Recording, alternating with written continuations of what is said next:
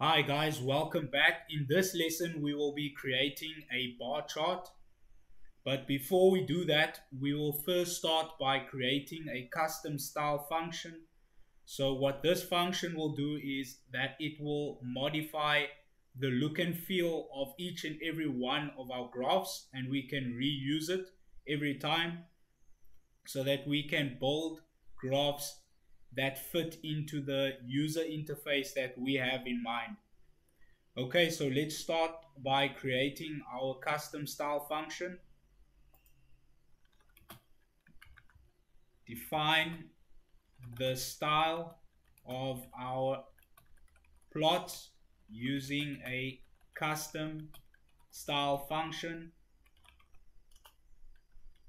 So it's define style, and then the argument will be a plot, right? And now the first thing that we need to define is the style for the title of our plots.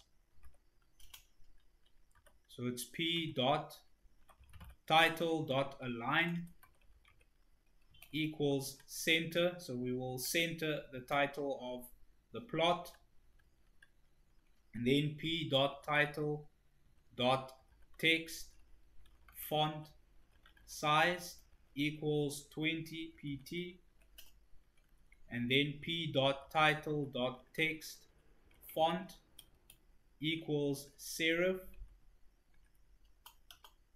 Okay, and then the next thing that we will define is the style for the axis titles. So axis titles, p dot x axis dot axis label text font size equals 14 pt, and then p dot x axis dot axis label text font style equals bold. So we'll make the axis titles bold. And then now the y axis, which is p dot y axis dot axis label font size is equals to 14 pt, and then p dot y axis dot axis label text font style equals bold. Okay, so now the next thing that we will style is our tick labels. So it's p dot x axis dot major label text font size equals 12 pt, and then p dot y axis dot major label text font size equals 12 pt as well. And now we are going to add one line of style for our legend, which we will just say that we want to plot the legend in the top left corner of our figure or our plot. So it's plot the legend in the top left corner. So it's p dot legend dot location equals top left. Okay, so after we have styled p, which is our plot, we will then return the styled plot. So we return p. Okay, so once we have done that, we've created a custom style function. We will now build our bar chart. So let's add a comment saying create the bar chart. So it's define plot bar, that's the function name. And now the first line that we are going to add is output notebook. So we are basically telling Jupyter to output the plot embedded inside of Jupyter Notebook. So show the plot embedded in Jupyter Notebook. So it's output notebook. And now we are going to load our data source that we have created previously, which is our years list and our list of counts. Load the data source. So it's CDS for column data source equals column data source data equals dict, and then enter to create some space, and then we add a label called years equals the years list, and then number of quakes, so we just call it num quakes, equals counts list. So these are the labels that we'll be using in our graphs, and here is where we define their values, which is the years list and the counts list. Okay, so now we are going to add our tooltip information. So this is the information that appears when we hover over a graph. So it's tooltips equals square brace, open and close, enter. And now the first label will be year, and then the value will be what we defined here, at, meaning we are pointing to our column data source, and then the name, which is YRS, as we've defined here, and then we add a comma, we add number of earthquakes, and then the value will be quotation mark space at, referring to numquakes. Okay, so now we have transformed our data into a format that the graph will understand, which is a column data source, as well as the hover tool, which we will feed with the tooltips code that we've defined here.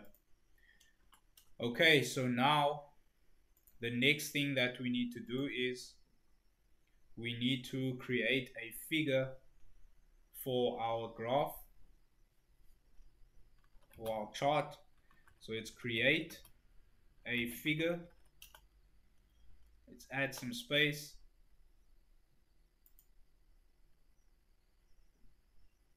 Okay, so now let's give the figure a name. We call it bar chart.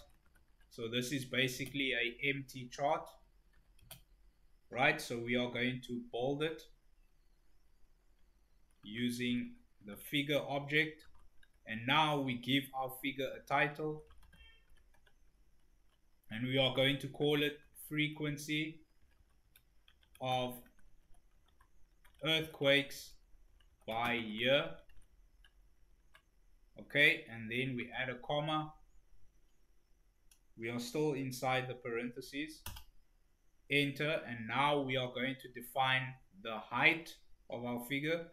So it's plot height equals 400, and then comma, plot width equals 1000. So you can change these based on your monitor or screen that you're using.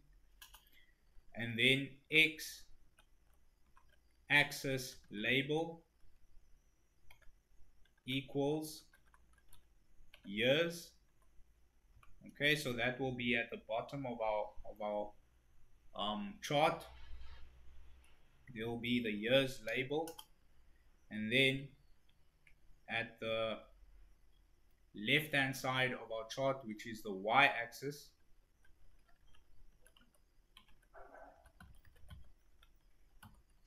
the label will be number of occurrences. So the number of times an earthquake has occurred for that year. And then we set the X minor ticks to 2. And then we set our Y range. So we'll say that the Y range will start with 0, not 1. So we'll start from 0 up until the maximum count. So it's DF quake frequency counts, and then we select the max, which is the biggest number of earthquakes, and then we add 100 to that so that our bars will not overflow, right? So we add 100 to scale the Y range so that our bars will not reach all the way to the top. So it makes it look neater. That's why we add 100 and then comma toolbar. So by default every Bokeh plot has a toolbar, and it kind of gets in the way if we have multiple charts. So I'll just remove that. There's no need for that. So it's toolbar location equals none, and then tooltips equals tooltips. Okay, and now the next thing that we are going to do is we are actually going to create the chart. So first we created the figure, right, which is basically everything besides the actual bars. And now we are actually going to create the bars inside the figure. So let's add our bars to the figure object, which is called bar chart. So we're still using bar chart, which is our figure dot v bar. So we are telling it that we want to create a vertical bar chart, right? Open closing parentheses, and then we define the x values for our graphs, which will be our years, which was YRS. In our column data source we defined as YRS, and then bottom equals 0, and then top equals number of quakes, right? So this is how you define the value for the bar charts in Bokeh. So it won't be X or Y, it will be top. That's just how the library is built. Okay, so this is basically our Y values, which is the number of earthquakes, comma, and then the color of our bars. So we'll add our own custom color, which is like a teal blue color. So it's 0, 0, 4 nines, 1, 2, 3, 4. And then we add a width of 0.75%. So that's the width of our bars. And then the legend title will be year, and then our data source will be CDS. So we're telling it that we're referring, when we're calling years and number of quakes, the column data source that we are referring to is CDS. Okay, and then now we are going to style our chart.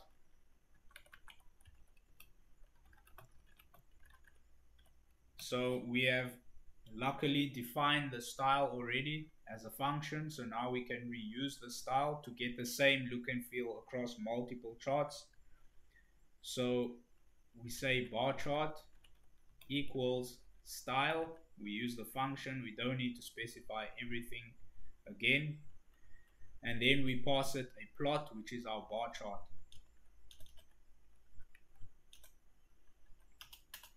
And then it will return the styled bar chart and store it inside of bar chart again. Just overwrite what is currently in there.